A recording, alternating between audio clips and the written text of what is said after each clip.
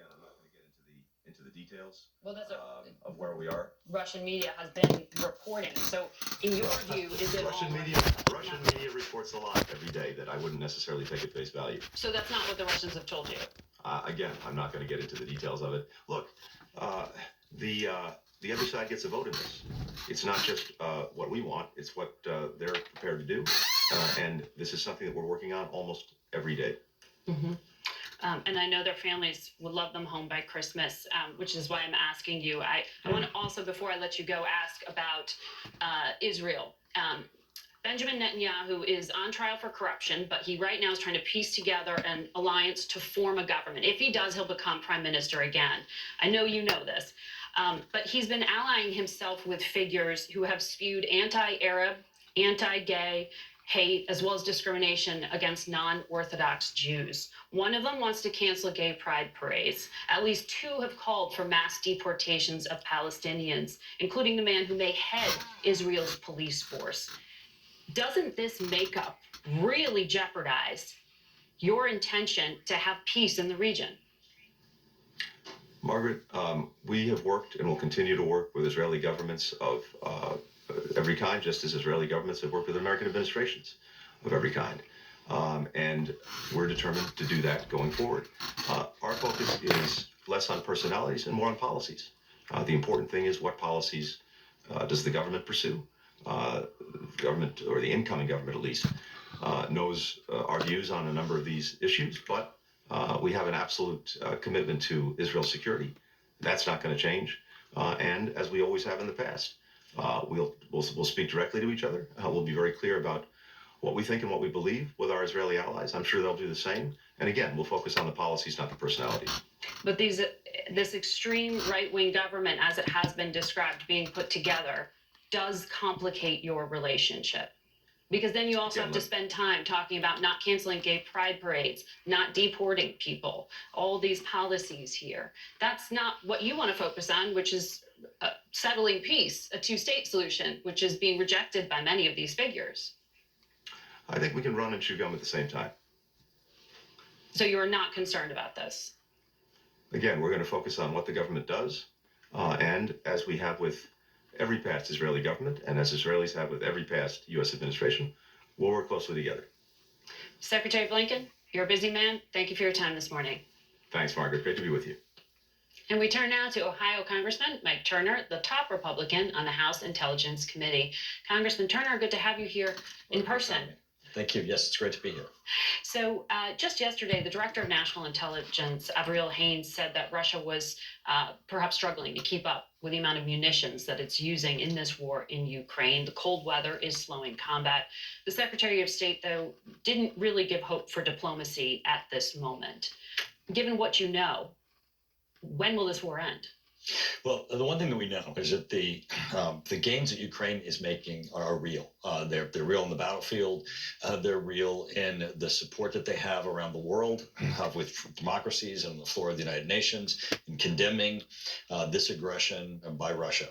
But Ukraine really has to be the one that decides that if, when, and how negotiations are entered into. And at this point, they're battling for their country. They're losing lives for democracy. President Zelensky says, I was just in Ukraine just before the elections. He says openly, he understands that he's the front lines for democracy, and he's fighting an authoritarian regime. Mm-hmm. And I think, obviously Russia has to reevaluate how they look at this conflict and how Putin looks at what he has started. So you agree with the administration on this? I agree absolutely that this is something where, this is a war of aggression that Russia needs to reevaluate and to withdraw from Ukraine. You said because you are poised to run the Intelligence Committee, since you are the top Republican when Republicans take control in January. Is this going to be an area where, as you promised, you can take politics out of it and actually work across the aisle? What does that mean? Right. So, when we went on a bipartisan trip to deliver to President Zelensky a message that there's bipartisan support for Ukraine. I think there's a number of issues that we're going to be working on a bipartisan basis. What should the United States policy be? How do we make certain that I serve on the Armed Services Committee and the Intelligence Committee? How do we make certain that they get the weapon systems that they need? How do we hold together this world alliance that we have where the world is condemning what Russia's doing? And of course, the expansion of NATO. We're looking forward to Sweden and Finland joining NATO, which is the opposite of what Putin believed he was going to achieve in attacking Ukraine. He now sees the expansion by two valuable partners with great military capabilities joining NATO. I want to show our viewers some pretty extraordinary video that the Pentagon unveiled this week, a B-21 Raider. It's the first U.S. nuclear stealth bomber aircraft in more than 30 years, and it's being packaged as this deterrent to China. How concerned are you about the pace of Beijing's nuclear development?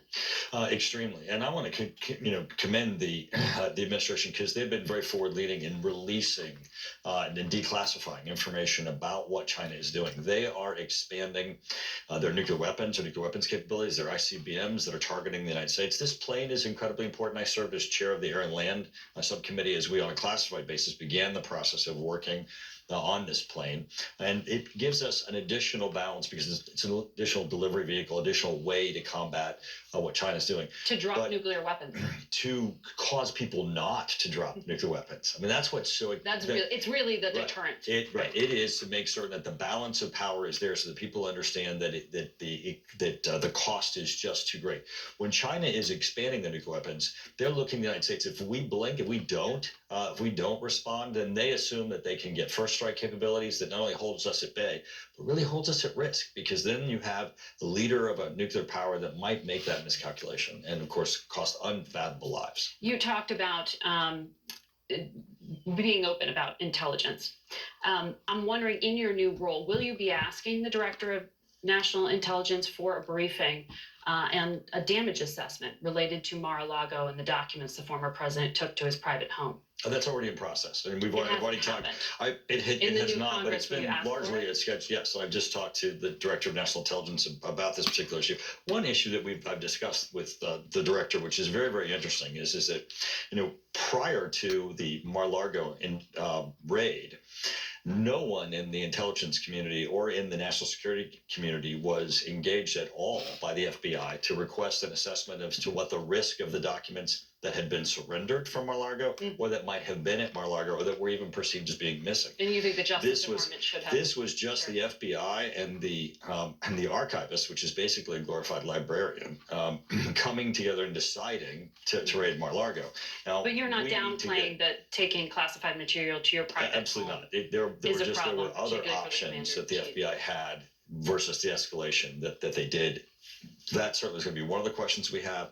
The Director of National Intelligence indicated they have conducted their risk assessment, and they are prepared to give both of our committees on the Senate and the House a presentation as to what those are. Do you have a sense of when or what the scale of the damage is? At this point, it's just a scheduling issue. We just had a meeting with the director, both Senator Warner, myself, and Adam Schiff, and as they look to how do we get everybody scheduled together, and those who have done the assessment, because again, it's not just the director that will be coming. Right. They'll have to come forward to give us what did they see, what do they have, and how do they perceive the threat that may or may not have existed from some of these documents. This may seem a basic question, but all elected leaders swear to uphold the Constitution. Does calling for suspension is that disqualifying for a presidential candidate? It's certainly not consistent with the. I do. It's certainly not consistent with the oath that we all take. So yesterday, the frontrunner for the Republican nomination, the standard bearer for your party, posted on Truth Social, and we know he lost the 2020 election, but continues to claim he did not. A massive fraud of this type and magnitude allows for the termination of all rules, regulations, and articles, even those found in the Constitution. What? Should the standard bearer for the Republican Party, the front runner for the nomination for the presidency for your party in 2024, say this? Well, I First of all, I vehemently disagree with the statement that Trump has made. Trump has made 1,000 statements in which I disagree. There is a political process that has to go forward before anybody Constitutional conservatives are pretty clear about where they value the Constitution. Right, exactly. Is there any scenario with suspending the Listen, Constitution? you do get to pick the questions, but I do get to pick my answer. I know, I'm trying to get you to political answer the question I'm asking. There is a political process that has to go forward before anybody's a front runner or anybody is even the candidate for the party. And Do you I condemn think him that, saying and I something believe, like that? absolutely, and I believe, answering your question, that people certainly are going to take into consideration a statement like this as they evaluate a candidate. Mm-hmm. I also have to ask you about the other statement and the people that he has been spending time with. A neo-Nazi, pro-Putin misogynist named Nick Fuentes came to have dinner with the former president at his home alongside Kanye West, who just this past week praised Hitler. This is atrocious. This is true. Everybody, I think, everyone both condemns and is shocked and is as disgusted and nauseated by the fact that we're even in this year, in 2022, having anyone that would make statements like that. Nevertheless, have anybody who would engage in a conversation with someone who's making statements like that. So having Absolutely. Classified documents at the same place where they're having the dinner, which were not that's necessarily securely held, and they're government records that should be in government property, all those things together, the problem. Well, as you know, the FBI raided his home. It's there are not classified documents there, but all of these are issues of judgment. The premise of saying he doesn't know who he's having dinner with at that home. These are all issues of judgment, and a political process has to go forward, and I believe voters are smart, and they'll take those things into consideration in a political process. These are all conversations of ill will and gross negligence. Gross negligence upon to our president, our prior president. Talk about some risks. With type 2 diabetes, you have up to 4 times greater risk of. And to think that this is being passed off by that administration, that it's not no different than it would be if you rented out a book and you failed to take it back on the right date. It's just absolutely appalling to me that we would tolerate or allow for any administration to be this lax in security measures pertaining to compromising our safety and security here in the United States with all the other international partners. I just find what has went on to be absolutely a high-ranking official to be high treason, because if this was to have occurred back years ago, there would be heads would roll. Heads would roll. And I'm not talking about just people losing their jobs or losing their clout pertaining to their position. I'm talking about if this would have happened years ago. I mean, they've already done proven that that was an intent, a sedition upon 2 or 3 of the members of the Proud Boys or whoever it was. So that right there puts it automatically in a whole new category towards treason. And treason falls under the category of terrorism. The only difference is it's worse than terrorism, because we expect those aggressiveness out of our adversary. You never would expect nothing like that out of your own home administration. It's sickening. It's sickening. It's sickening. It's heartbreaking, and it's sickening on top of a heartbreak to think that our politicians has become this lax, this careless, to the point of doing something like this. I don't find any of this to be acceptable. And I don't see how any American could find any of this to be acceptable. Like I said, it actually goes beyond gross negligence to the point of intent. Because now they have done proven that it was intentionally plotted and planned by certain members of whatever group it was that they arrested, the guy with the patch on his eye, etc. I think it was 1 or 2 of those guys that come up with with this charge that hadn't been used now, I think, since the 70s or something like that. But it basically come into play during the Civil War because it's basically siding up with the enemy. You're becoming that in which what we're against. Our adversary in and of itself. So to think that this administration, this prior administration, would have done something like that on taking those records, and then, like she said, bringing somebody into that area, how do we know that any or all those records somebody didn't make copies of them? Do you know how easy it is to make a copy of something today? Take your telephone, look at it, either hit your record button or hit your snapshot button, and take pictures of it. Take pictures of it. Take pictures of it. Take pictures of it. Take pictures of it. That's as it. You don't have to put it through a printer.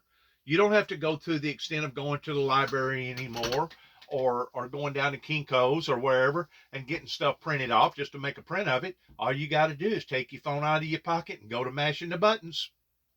Bingo.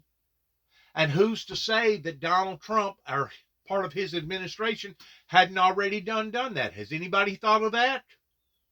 I mean, it's one thing to go through the guy's cabinets and to make sure that he ain't got nothing actually still left in there, but have they went through his phone?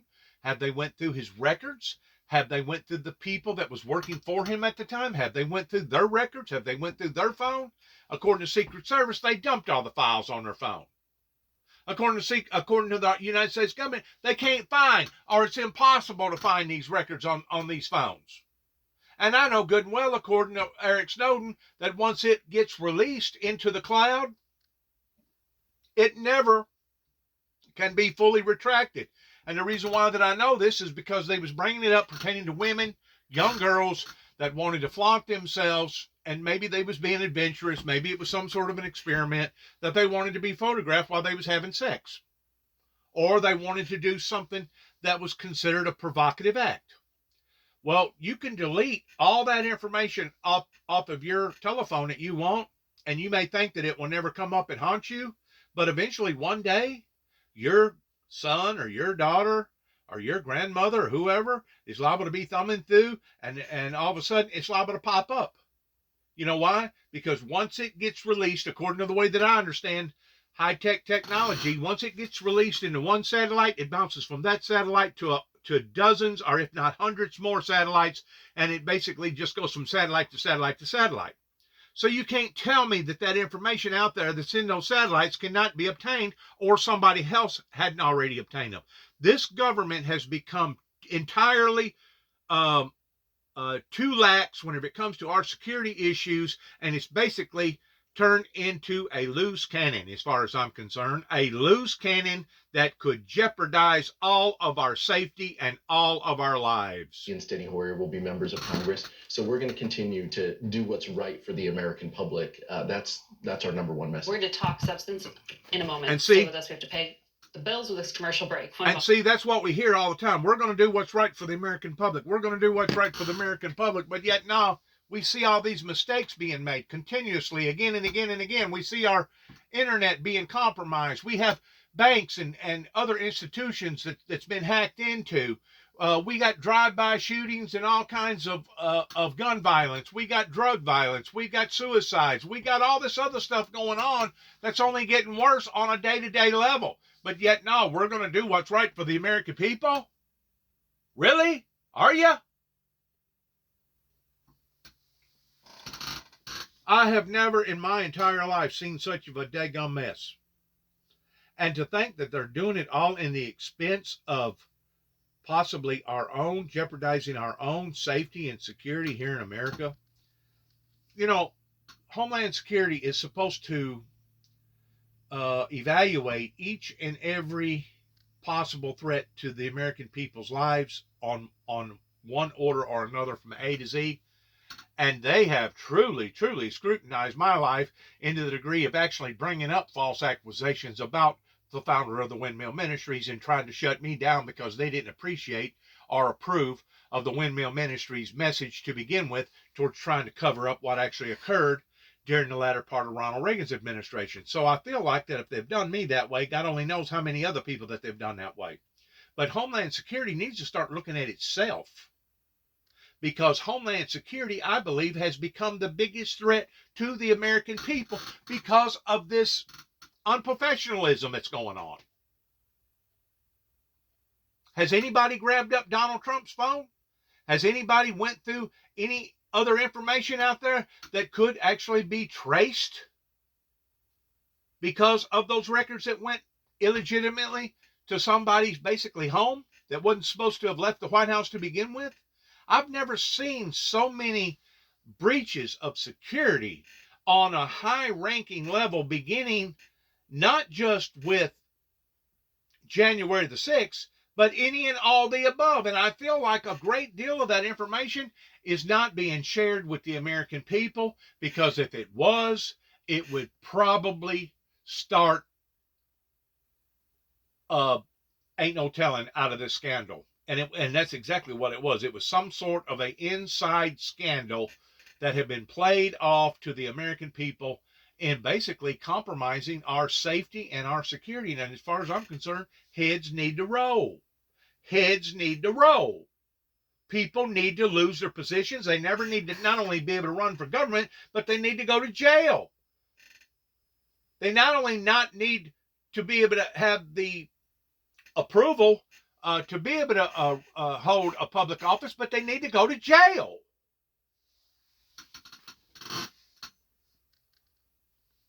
This is stuff that our children and our children's children and our children's children may end up haunting them because of what we was lax in doing today. Come back and bite them tomorrow. Welcome back to Face the Nation. We want to continue our conversation with California Congressman Pete Aguilar. I had to cut you off, and I apologize for that. I want to pick up where we left off. You are now finishing up this lame duck session before you move into this leadership role. We are seeing the focus really just being on keeping the government funded. As part of that, will you be able to put in the hundreds of millions of dollars that so many mayors are asking for to shore up border security in the next few weeks? You're from California, so a number of California mayors wrote this letter this past week. I'm not familiar with the letter. I'm a member of the Homeland Security Appropriations Committee, though. I can tell you these are conversations that we continue to have with our Republican colleagues each and every year as part of the regular order of the appropriations process. The number one goal is to fund government, and we're going to have to rely on reasonable Republicans to help us do that, because so much is at stake. Just in your segment earlier, Mike Turner talked about the Ukraine funding, and I appreciate his willingness to meet us and to talk about the importance of Ukraine funding. But there are so many Republicans who are tied to this MAGA extremism who are talking about putting conditions on Ukrainian aid. We can't have that. That's the reason why we have to have reasonable budgets, and an important point of why we have to have this time right now. We need to have government funding, and we look forward to working with Republicans to get that done. The specific request was for $500 million for FEMA and $300 million for humanitarian assistance because of his concern about Title 42 lifting at the end of this month. You don't know if that's going to be. We need to do everything we can to make sure that our border communities are taken care of. We had to do that previously, and we appreciate the administration and Homeland Security doing everything that they can to give humanitarian aids and grants to those communities to make sure that they could deal with those effects. It's important for us. There are so many ways that we can be helpful, and on the heels of the Trump administration separating children from parents, we appreciate the Biden administration coming in and being so thoughtful about how they do this. But it's gonna be a process. And we look forward to working with our local government and state allies to do it. So also in the lame duck, you are continuing to serve on this January 6th committee, which is coming to an end at the end of the month. Your colleague Zoe Lofgren was on this program a few weeks ago, and she said all the evidence for good or ill will be out within the month. When? How? When will we know when you've come to a conclusion? Well, I'm not going to get in front of Zoe Lofgren if she wants to tell you that. But I can tell you that Chairman Benny Thompson, Vice Chair Liz Cheney, we're all committed to the transparency of this process, to putting out a fulsome report that talks about the facts and circumstances about what happened on January 6th. And Zoe Lofgren also has talked about, and Adam Kinzinger has talked about, there are important things that we have learned along the way within January 6th that we feel should be shared to the American public. And so we're going to do that. We're going to do it in a thoughtful way. Members are working each and every day, editing and looking at the documents that we will be putting out in accordance with House rules. We are preserving the important documents, and we're going to be transparent about this process. The American public will see a full report. Okay. Will the Justice Department get all the underlying documents? Merrick Garland said at a press conference earlier in the week that they'd like to get a hold of your evidence. We look forward to the Department of Justice and the American public seeing all of the work that we have done. And that includes transcripts and documents. There are soon, very soon, Margaret, I think in the next couple weeks. But clearly our committee ends on January 2nd. Mm-hmm. And so we're going to do this this month and put this information out.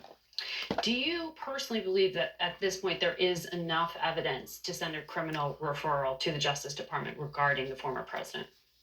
I'm not going to get ahead of what our report may or may not say. And I know you're asking personally. Yeah, Cheney have said that. Yeah. You're not so sure. I think that the evidence is pretty clear. I think we laid out a case to the American public. Who is responsible, who is primarily responsible for whipping up that crowd, sending them to the Capitol, and people's lives being endangered, and Capitol police officers losing their lives. I think it's pretty clear, based on the evidence, based on the hearings that we've done, who is responsible. But right now, we're to the point. We have a couple weeks remaining here, and we're going to have more to say. The committee's going to have more to say on this through our documents and through our public releases, so I don't want to get ahead of that. The possibly incoming Speaker of the House, Kevin McCarthy, has vowed to hold hearings about why the Capitol complex wasn't secure on January 6th, and he has faulted your committee for not focusing enough on this. How do you respond to that question of why there isn't more of a focus on security breakdowns? If and when that individual becomes the possible speaker and can count the votes to get there, I have my doubts. Look, we stand willing for anybody to stand the test of time and to look at the history of the documents of what we've put forward. But we are talking about security. We are talking about what happened that day. I think that what's happening is Kevin McCarthy has to do anything he can to appease the MAGA extremists within his party. He's trying to count to 218. If that means sending subpoenas to the committee members, if that means being tough to committee members, that's what he has to do right now, because he's practically auctioning off real estate in the Capitol in order to secure the votes. Well, he is also one of the people that your committee has asked to come speak and share information. He has refused to do so. Jim Jordan, also potentially in a leadership role, has refused to do so. What consequences do you think there should be? Should there be criminal referrals? I don't even know if you can do that. Can you? No, that's not our intent. What we wanted to lay out to the American public is that those individuals, Jim Jordan and Kevin McCarthy, are fact witnesses to the events that happened. They talked to the president multiple times on that day. There's information that they can share. There's information that they shared on national TV and to their own colleagues in that moment. The fact that they don't want to share it to us so we can put together a fulsome report just shows that they aren't unbiased. And so that's why there's a little smirk when you ask me about Kevin McCarthy and January 6th, because he's someone who hasn't been completely honest about what he knows and what happened that day. A little honest, a little dishonest. See, they're patching this off like it's some sort of everyday ordeal. Like Donald Trump said, it's not no different than it would have been if they went to the library and rented out a book and failed to take it back, pretending to take in all these records. There's a lot of people that is not giving account in accountability issues towards what's going on. A lot of people, including Homeland Security. So much. I appreciate it. Including Thank Homeland you very Security. much for joining us. We'll be right back. And it's almost reached a point that really and truly it doesn't matter what our media at this point in time says about our government, that once you lose that credibility of your dignity towards basically being a liar, it's kind of like if your wife cheats on you or your husband cheats on you, yeah, you may be able to patch that relationship up, but deep down inside, you know that something has been violated, something has been broken, something that shouldn't have got broken, and because of that, that relationship will never ever be the same. You can say whatever you want to say about forgive and forget, and there's people that love one another to death does them apart. Um, and I'm pretty sure, and I'm just going to use an example. There was a Baptist minister at Second Baptist Church over in Union City. He had a fling with him and his uh, pianist, and they plotted towards going to Cancun, Mexico, and he basically poisoned her to the extent that she was supposed to have died. Well, she got extremely sick, but the people in Union City saved her life. They caught it quick enough. Well, they brought both of them back. He was questioned about the intent towards what went on, that basically the proof was already there, and the only thing that saved the guy from going up to jail was because she begged the prosecutors not to prosecute her husband, that she still loved him and that they was going to patch things up. Well, they may patch things up and they may still be together. I don't know what the outcome on that particular public story was, but I know this, that even though she may love him to the wit's end, there has to be something within her brain that tells her, you know what, I don't know that I can really and truly trust this guy because of what he's did. So it goes back to the reflection point upon to our being able to trust our own government pertaining to either what that they have done or what that they didn't do that was not being upfront and honest with the American people. And that's just to get to with you, but I want to start on something I know is immediate this week. An organization that you run that we mentioned here that focuses on redistricting is involved in a Supreme Court case. Moore versus Harper. It's going to be heard on the 7th of this week. And it boils down, as I understand it, to the question of what the Constitution means when it assigns state legislatures the task of regulating elections. That sounds really wonky, but you phrased it as the future of democracy being at stake. What are you worried is actually going to happen here? Yeah, this case is all about something called the independent state legislature doctrine. It's a fringe theory that North Carolina Republicans are trying to use to make sure that the North Carolina Republican legislature has the sole responsibility of doing redistricting in the state and excluding from that determination the state court system. It is something that, if the Supreme Court goes along with it, would really upend our system of checks and balances, and it's for that reason that I am extremely concerned. It is a fringe theory. This is something that, if the court, I think, does the right thing, you should have a 9-0 opinion by the court that rejects this notion of this independent state legislature doctrine that has been rejected by conservative scholars, by practicing Republican lawyers, by former Republican judges, and by this a conference of state Supreme Court justices as well. This is a very, very dangerous theory that would put our system of checks and balances at risk. So there are a number of Democratic senators. That's what I'm saying. You've lost your trustworthy integrity. So there are some heavy hitters here saying don't even talk about it.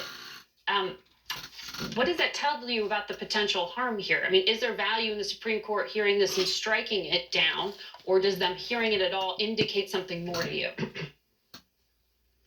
Yeah, it's hard for me to see how this case was ever taken by the court. I think the better thing would have been for the court to simply have rejected it. But now, having taken the case, I would hope that the court would drive a stake through this notion of this independent state legislature doctrine and get it off the books and out of our consideration once and for all. It truly is, I cannot emphasize this enough, it truly is a fringe theory that should result in a 9-0 rejection of the theory. So we mentioned you're working on redistricting. Democrats are suing to overturn congressional maps in Alabama, Florida, Georgia, Louisiana, Ohio, and Texas. I read a quote from you in the Washington Post that said the work you've been doing on redistricting has paid off in the most recent midterms. Do you think that your legal battles will help Democrats make gains in 2024? What are you trying to say there?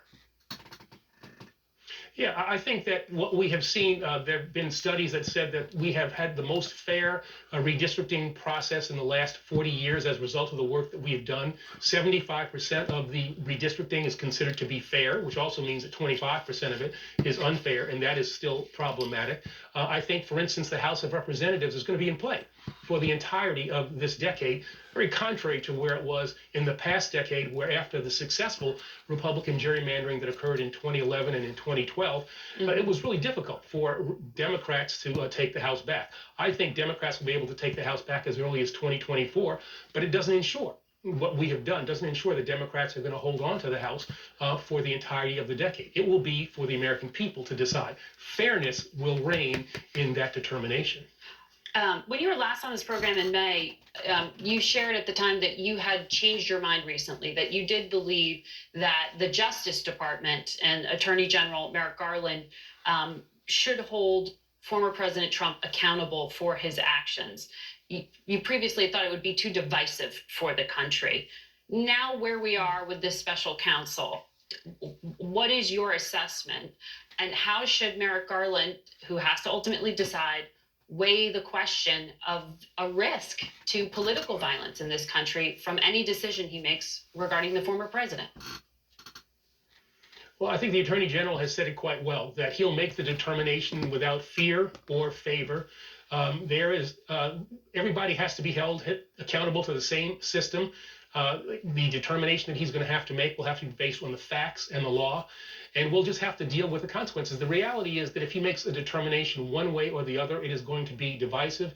And so the best thing simply is to make sure that everybody who is under consideration for possible criminal treatment, including the former president, is treated just like every other American. This is not, though. This is not being handled like Watergate or Blackwater or some of those other big cases that's went into the eyes of the general public. It's not being handled that way. Regular American citizens treat everybody in the same way. Make the determination. It's not being handled that way. And the United States, I think, has the capacity to absorb a possible indictment and to deal with it fairly and to get on with the business of the country.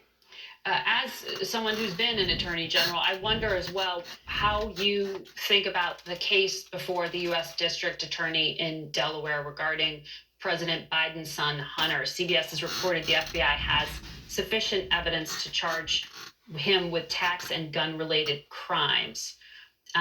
How would you handle this? A plea deal? Is the Attorney General boxed in to take a hardline position because of working for the president? No, I mean, they left in place the the Trump-appointed U.S. attorney in Delaware to consider the case. You've got career lawyers working on it, career FBI agents. You want to listen to their recommendations and then again, make a determination based on the facts and the law. The defendant should not be treated any more harshly because of who he is related to, should not be given breaks because of who he is or who he is related to. He should be treated as former President Trump, should be treated just like any other American citizen. If there is culpability, that person should be held liable for his or her acts. And if there is not a basis for a case should not be brought. But it will ultimately come to the Attorney General's desk. That's certainly the way I would have run the Justice Department, and my guess is also that would be something that Merrick Garland will be doing as well. That determination will be made, I suspect, in Washington, D.C. All right. General Holder, thank you very much for your time today. And we'll be right back with much more Face the Nation. Once more, they're cherry picking. They're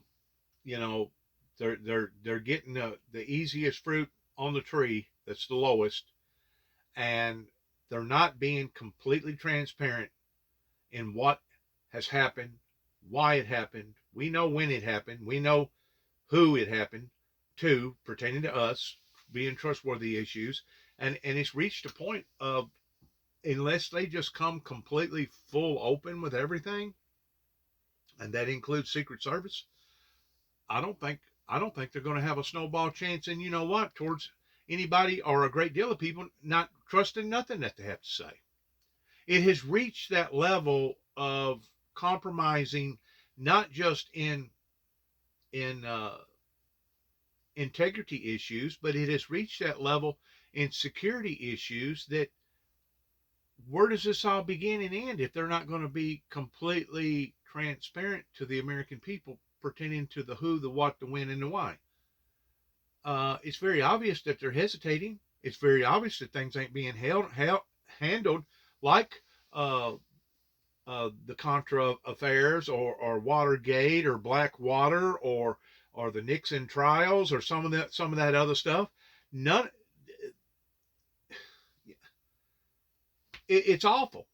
It's awful that we've got people hired to protect us that haven't been protecting us, that has caused this much breakdown of security systems. And to this day, the top people, the people that basically engineered it and promoted it and provoked it, is still not under lock and key to the fullest extent of the law. It's awful.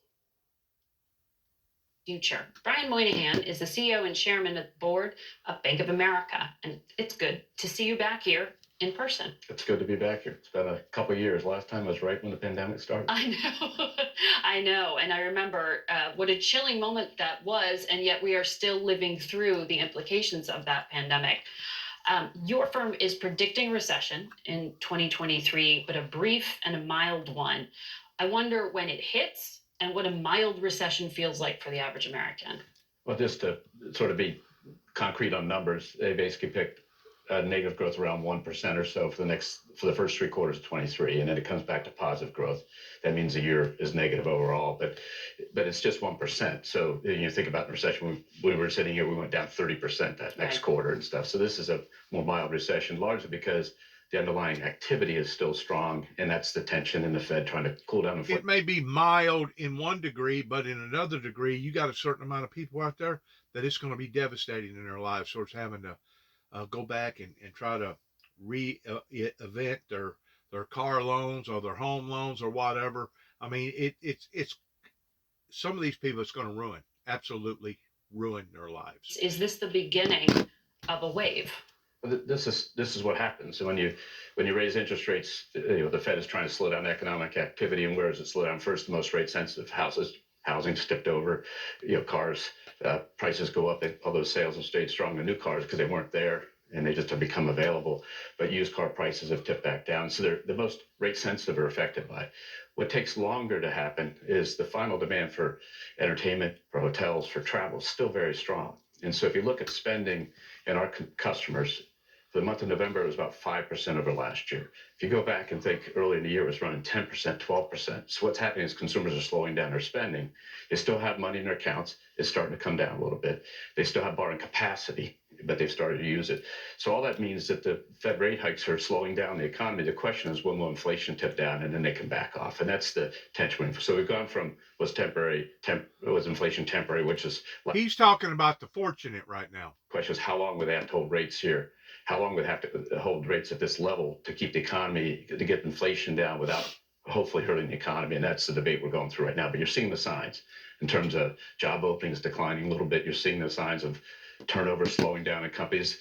And while those may not be good signs for the individual involved, it's actually good signs for the economy in terms of it starting to get into a better situation that it can grow at a more normalized rate. Mm-hmm.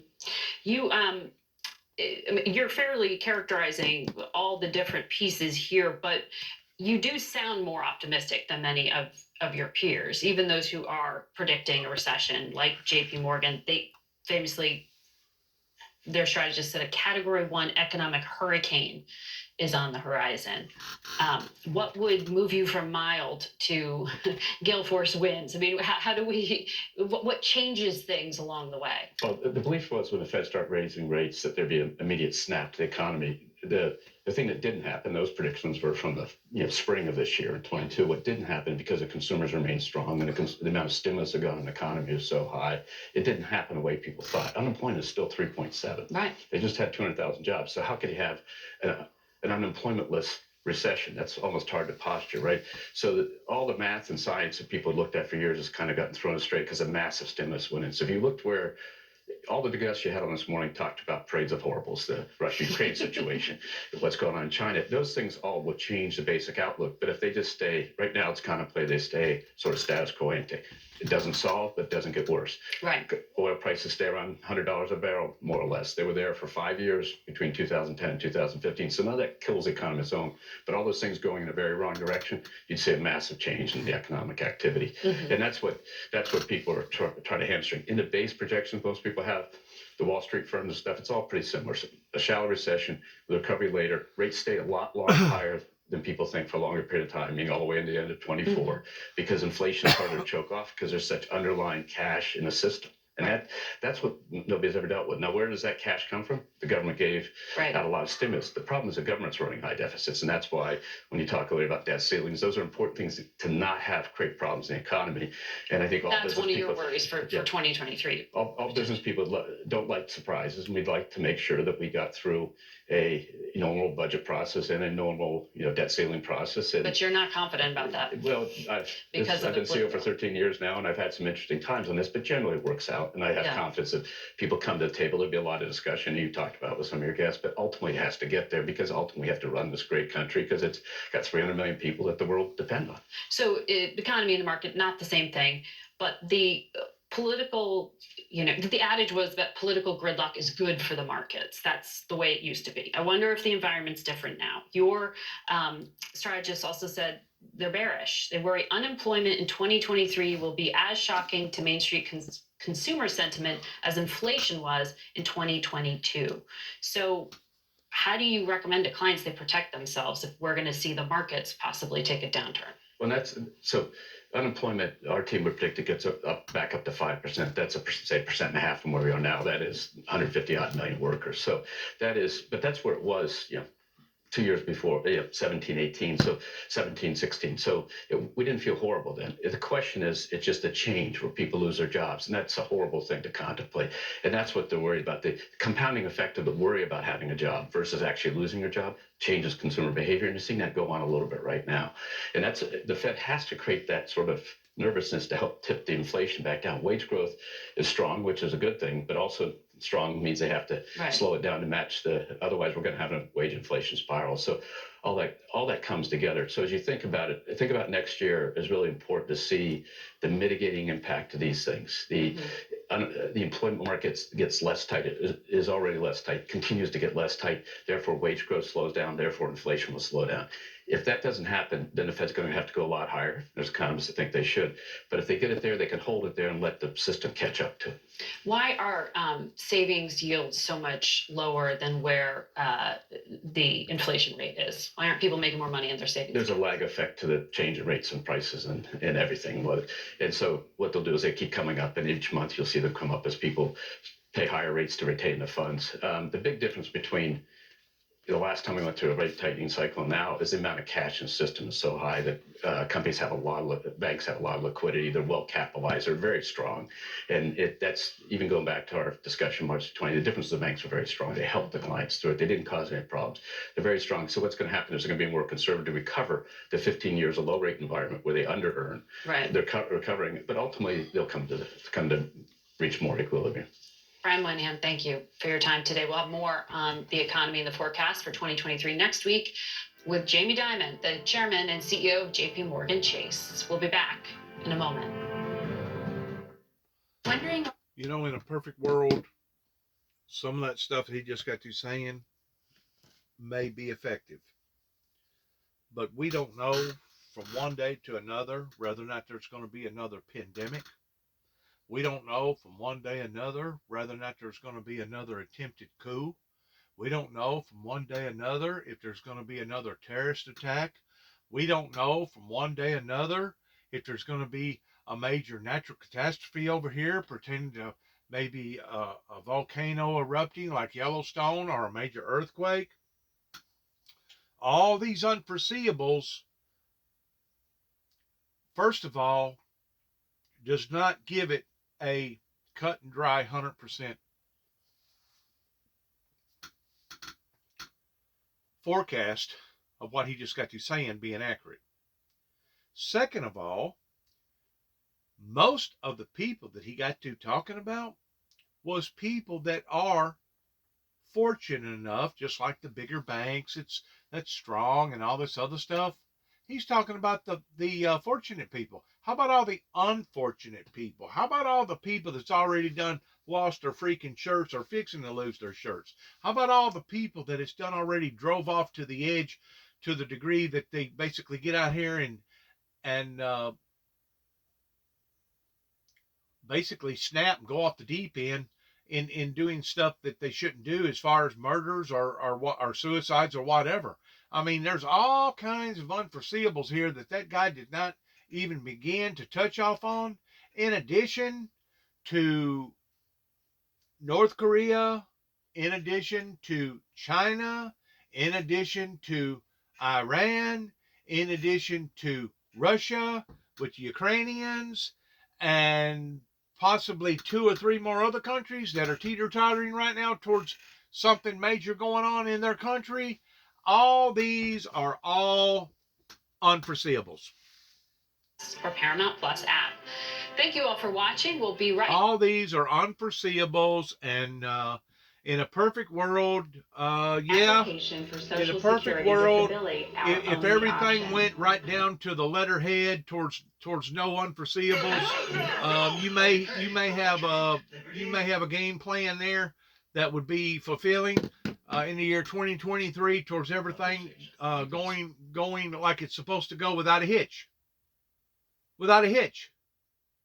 But how many times have we seen this now approaching the new year in believing in everything was going to be okay, and then all of a sudden something dramatically happens that just puts everything out into the left field to where now everybody has to scramble. And in the meantime, you got that many more people that's going to fall through the cracks. You got that many more people that's going to become homeless. You got that many more people that's already got caught up in the system to the point that there's no way for them to catch up. There's no way for them to make up. And they're basically going to have to lose what they've already tried to establish. And we're talking about a society over here in the 21st century that is more self-sustainable in taking care of the unfortunate than probably has ever been. Because if you go back into the 60s, whenever I was raised up, or the 70s, they didn't have a third of these freaking programs to help the people in case there was some sort of calamity that happened, regardless whether it was a flood or a fire or a tornado or whatever. They didn't have all these amenities that these young girls could have if they wind up getting out here and getting pregnant and there's not a husband to rely upon pertaining to where the husband is to begin with. They didn't have all these amenities. So could you only imagine the people that would put it in a poorhouse if we was still back where we was 35, 40, 50 years ago? Okay. That's fine and dandy on a single level, because it helps people that makes mistakes being able to start all over again and possibly renew their lives. They may have to declare bankruptcy. They may have to start all over again. And not all of them are going to wind up on the streets. Or not all of them are going to wind up committing suicide, or I hope to God that they don't. But at the same time, where is the brunt of the blow falling to? It's falling upon to the United States Treasury. It's falling upon to the United States taxpayers. It's falling upon to the United States government. And eventually, with a government that's already $30+ trillion in debt, how far is too far? How long can we continue to kick the can down the road in thinking that Paul will never have to pay back Peter pertaining to this basically broken system that I don't see no way of repairing it other than replacing it? Now, that leads me to another question. If we do replace the system, is the system that we replace, is it going to be better than the old system? Or is it going to be worse than the old system? I mean, who's going to make all these decisions?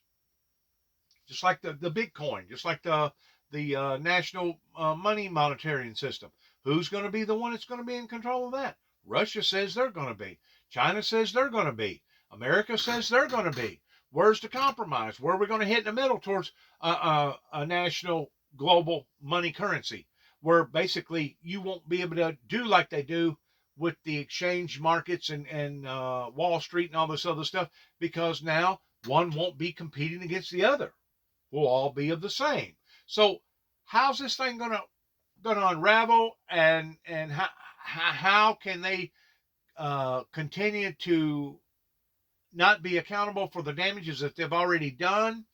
And how come the people should put faith in a group of people, a government that basically has failed the people again and again and again, and lost all sight of integrity pertaining to truthfulness and honesty that ever was? I mean, you can get up there and you can say what you want about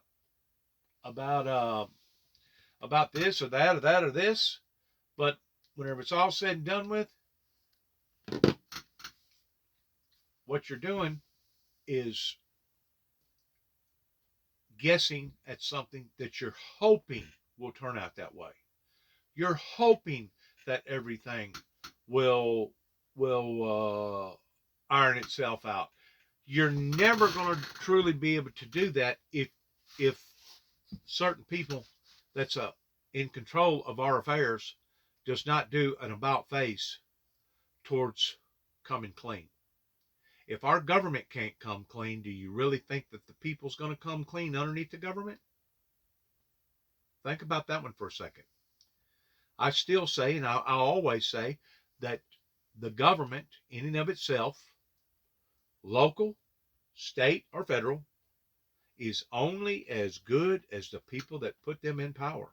And if you have an illegitimate people that put in an illegitimate whatever, you're going to have illegitimate problems that basically are going to cause the weak, the vulnerable, the elderly, the young, the unfortunate. You're going to cause a burden to fall up into their laps like they've never seen.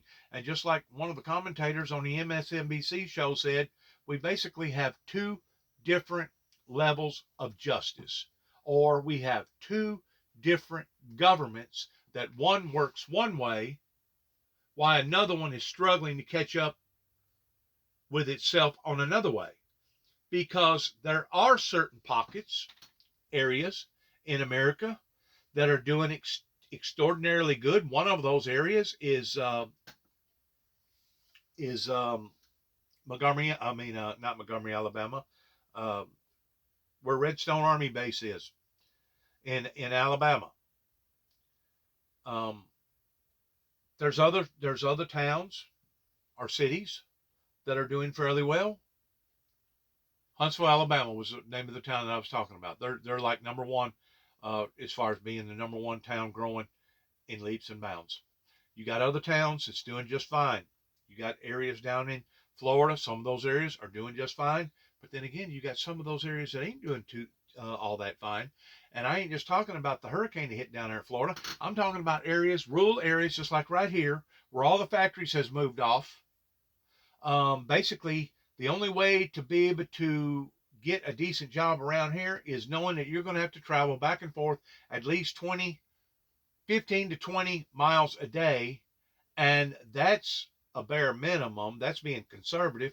Most people that has to make decent money has to travel in the order of 35 to 40, maybe 45 miles a day. Well, what does that mean? That means you got to get up an hour earlier. You got to get on the road. You're wearing out tires. You're wearing out your things on your automobile. It's costing you money to go up and down the road. It's costing you money to maintenance that road. So basically, whenever you get to looking at it, oh yeah, you may have got a $2 or $3 an hour raise by moving or going to this particular factory, but you're having to drive that many more miles. You're wearing out your automobile. You're spending more money on tires. You're spending more money on gas. And whenever it's all said and done with, you're actually being out more money than you would have been if you just kept what you already had. There's two different levels of I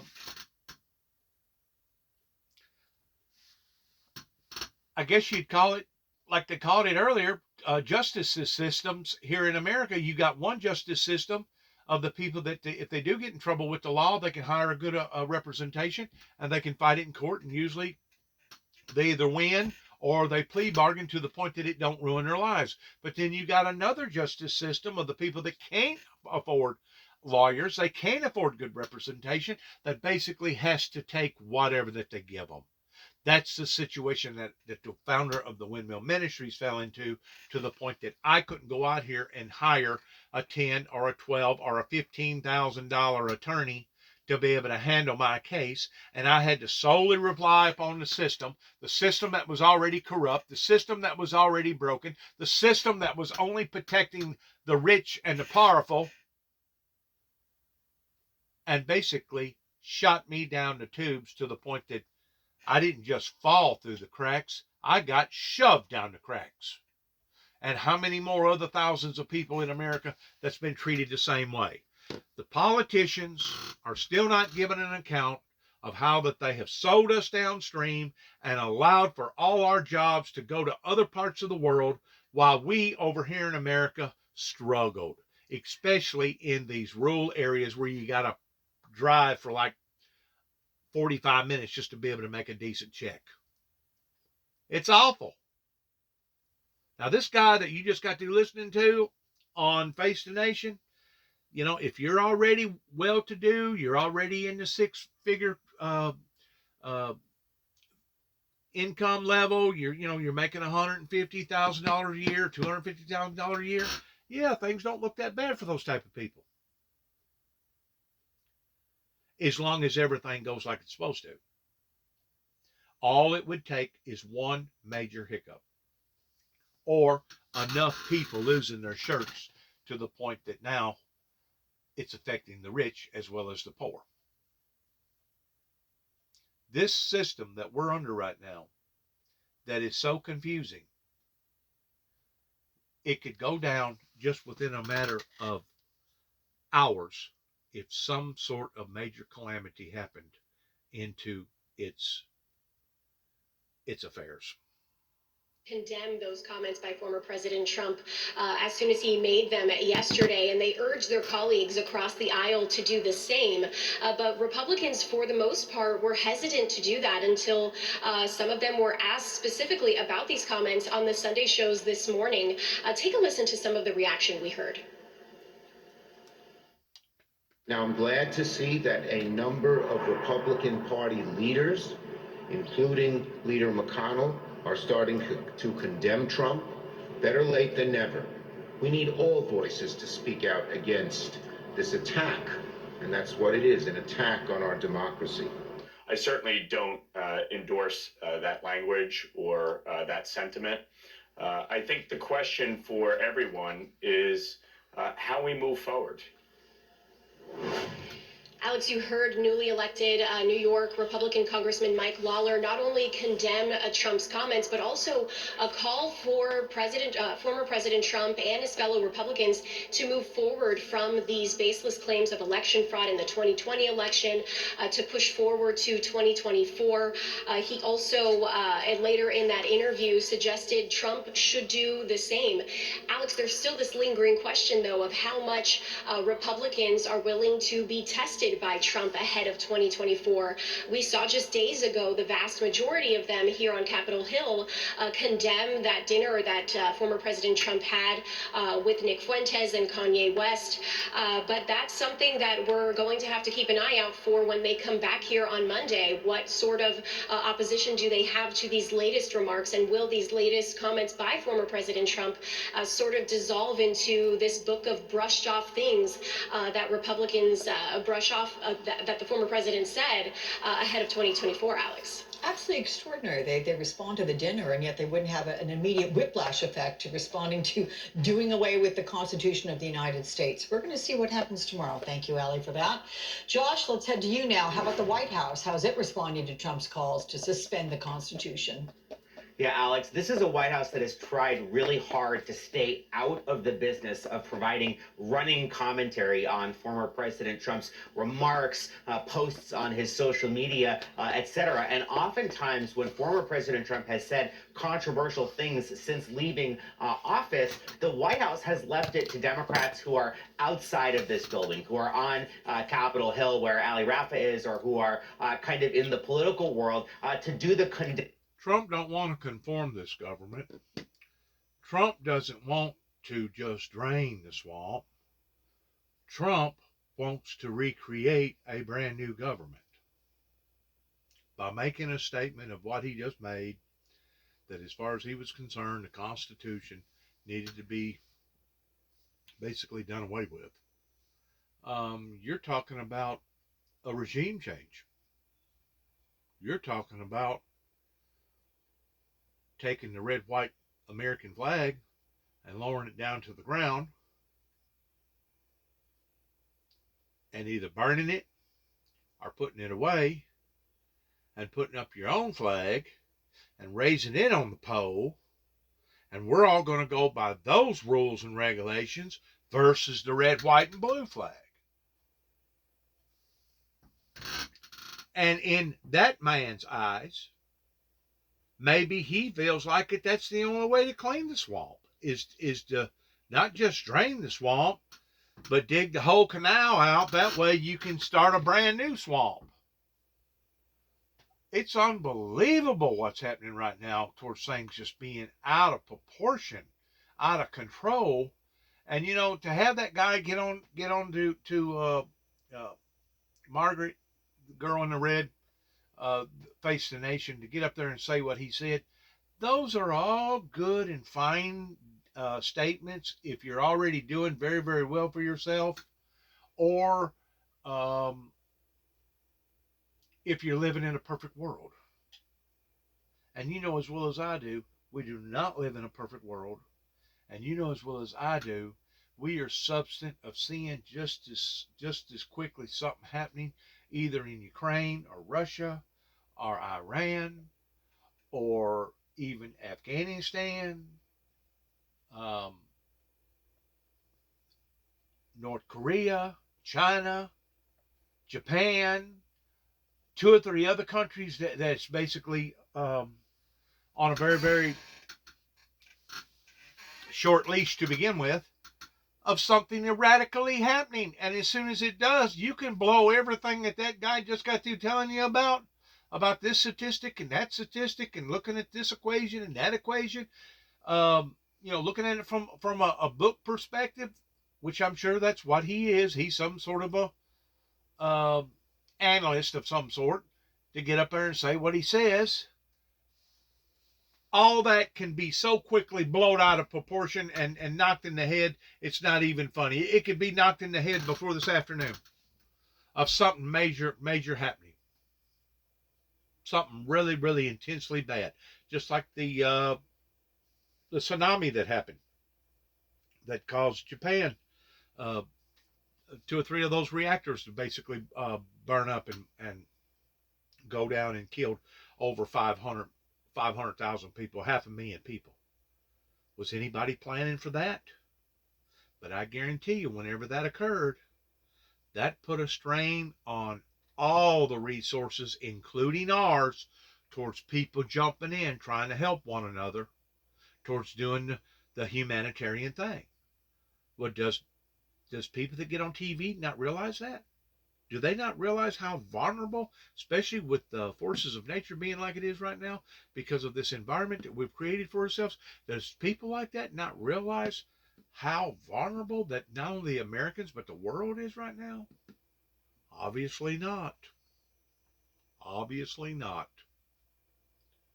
Of President Trump. But in this instance, the White House felt that it was important for them to set the record straight and to be out there publicly denouncing what the former president said, with White House spokesman Andrew Bates calling the Constitution the ultimate monument to the freedoms and rights that we enjoy as Americans, and going on in a statement to say attacking the Constitution and all it stands for is anathema to the soul of our nation and should be universally condemned. The White House going on to say you cannot only love America when you win, Alex. Yep. Let me ask you one thing real quick about Biden this week having signed that bill averting the rail strike, but you have some union members, Josh, who say it High doesn't treason. begin to address all of their concerns. How is the White House responding to this? Yeah, well, we heard from Labor Secretary Marty Walsh earlier on MSNBC, where he was touting the fact that this deal to avert the rail strike is going to prevent a major economic disruption, and also the fact that it does include significantly higher pay for those rail workers. But Marty Walsh also acknowledging that, especially on that issue of paid sick leave, it does fall short. Watch. There's a lot of other things that the unions did not get in their proposals moving forward. But as an administration, we're going to continue to push.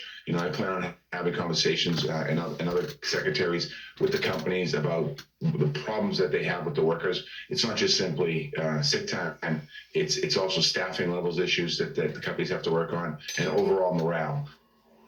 Now, President Biden says he plans to come back for another bite of the apple to try to get that paid sick leave for those rail workers and for all other workers in the U.S., frankly, Alex. But at this point, the White House has not been able to articulate a specific plan for getting there. And when they're asked why they haven't done this already, they simply point the finger at Republicans for blocking efforts by President Biden to secure paid sick leave for all American workers. And so it's really difficult to see going forward how they're going to be able to guarantee that for those rail workers who now have this deal imposed on them that, of course, does not include those additional days of paid sick leave. No.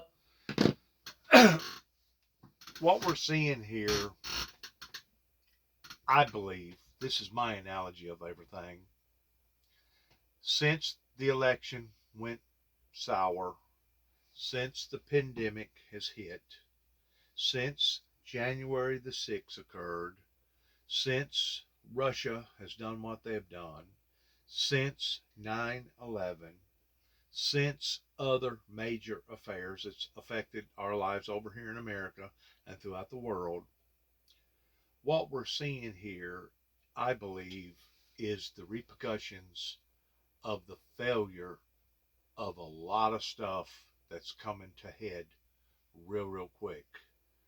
Russia responded to their failures the way that Russia responded to their failures. China right now is responding to their failures the way that they're responding to their failures. That either one of these cases could flip and go 1,000 times worse than what it already is. The situation in our situation could go 1,000 times worse than what it already is. The situation with other countries could flip and just turn into a bizarre phenomenon event that would be unlike anything that we could ever even begin to imagine. And all it would take was another streak of bad luck or two that would basically put us all down at the bottom. All these commentators that get up there that's probably making $150,000, $250,000 a year, all these politicians, all these different well-to-do people that they allow to get on TV and be interviewed, that's all the upper class people. I ain't gonna say it's the 1%ers, but it's those that's tickling it. They're awful close to being the 1%ers. So naturally, who are they going to vouch for? They don't want to lose their jobs. They don't want to lose what they already got.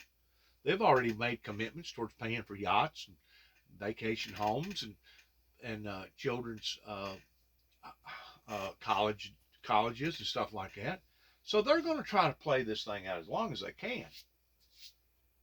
Russia responded the way that Russia responded because of the very same thing that basically slammed into their face. Same thing happening in China, that eventually not only is China going to have to deal with the situation with the unpredictability with their own citizens over there, but they're also going to have to deal with other factors pertaining to North Korea. That's right there on their border, or South Korea, or Japanese. I mean, there's all these unpredictable variables that can go just as quick to the south, if not quicker, than it can towards it being normalized. And we're in a very, very unstable environment right now across the board, all over the world right now. That some of these countries are literally just imploding upon to themselves, and ours is doing what ours is doing in little sigma bits. But eventually, whenever you get enough sigma bits, it turns into a megabyte. And once goes into a megabyte, then it's just a matter of time before it goes into a terabyte. It keeps growing. That is a huge issue, but the specifics of their pay raise, they will get a 24% pay raise in the year 2024. Right. They at least have that to look forward to. But yeah, there's some issues still that have to be worked out. Thank you, Josh, for that. Back to those Trump comments now. I want to bring in Tim Miller, former communications director for Jeb Bush 2016, now writer at large at The Bulwark, MSNBC political analyst, and also author of Why We Did It, a travelogue from the Republican Road to Hell. Again, that is a great book.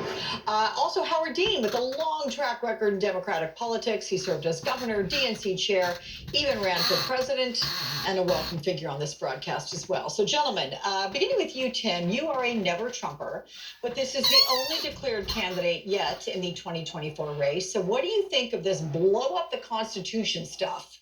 And by the way, GOP Congressman Joyce, a moderate, said earlier, you have to put Trump remarks in context. Does any acceptable context exist? Thanks, Alex. Great to be on with Governor Dean, too.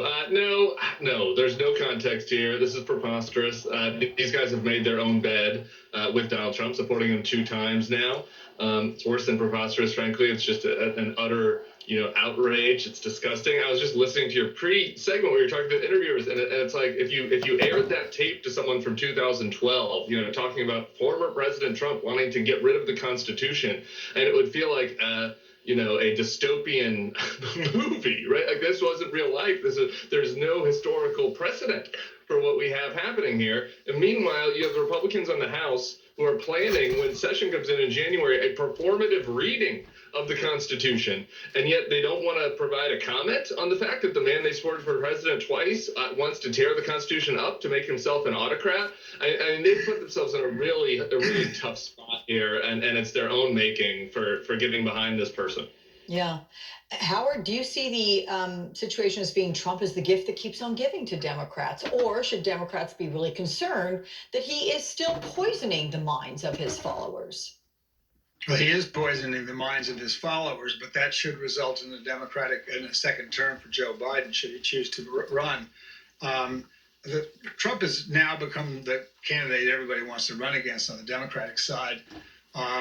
He's toxic. He's not allowed in Georgia because Herschel's going to lose, I think, anyway, but he doesn't want to get blamed for that. This is a disaster for the Republican Party, but they had it coming. There's only about 6 spines in the whole damn party. And Trump must have a medical license because he obviously performed a spinectomy on most of the Republicans in Congress. I mean, what's the matter with standing up for America, no matter who says we ought to get rid of the Constitution? And I think the Republicans are in deep, deep trouble. And eventually they're going to reject Trump. But I think their voters, because they have winner-take-all primaries throughout, I think Trump's 40% is going to win him a lot of votes in the primary, unless he continues to self-destruct, and he's moving awfully fast in that direction, faster than I expected.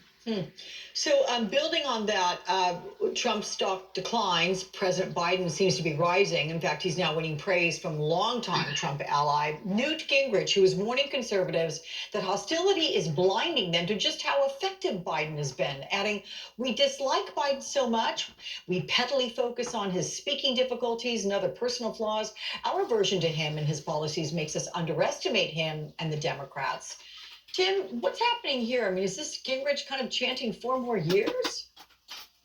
I don't think it's Gingrich chanting 4 more years. I think what he's trying to do is wake up Republicans who are stuck inside this thick bubble of conservative media, of misinformation, where they don't understand why President Biden continues to have an appeal.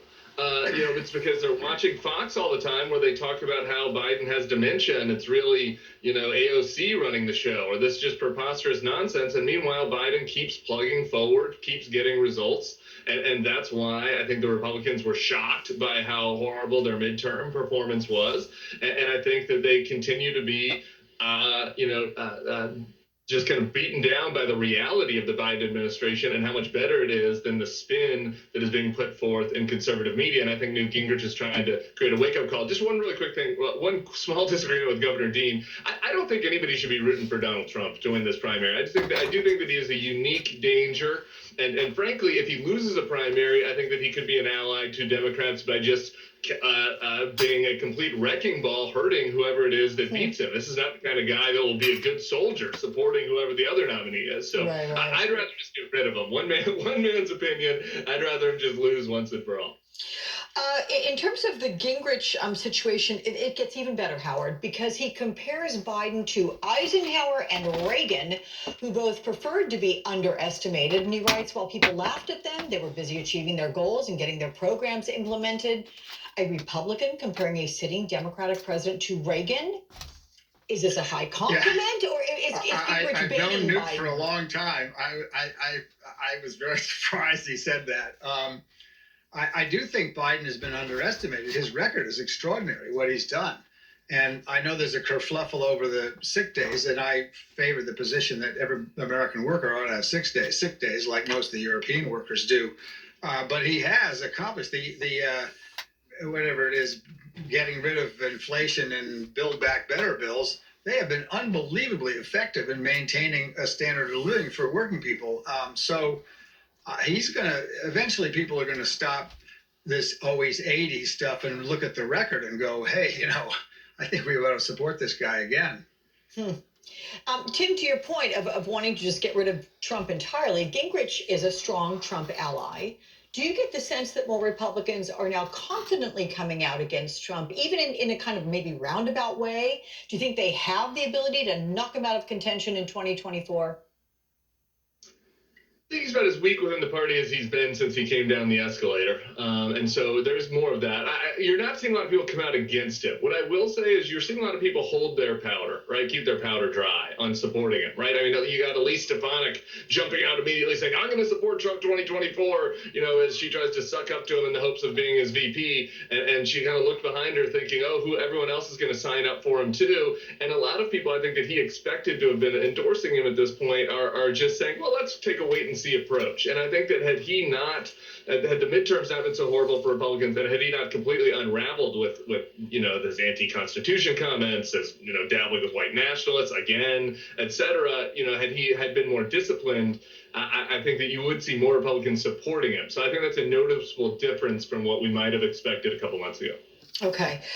Let's talk right now about the DNC's plan to make South Carolina the first in the nation primary. Taking a listen here to Senator Joni Ernst from Iowa. Here it is. I am sorely disappointed that the Democrats chose not to have Iowa as their first in the nation caucus. I feel that Democrats have really given middle America the middle finger. There's a line right there for sure, rehearsed, but... Oh, me. Too much information, too many opinions, too much BS, too much uncertainty.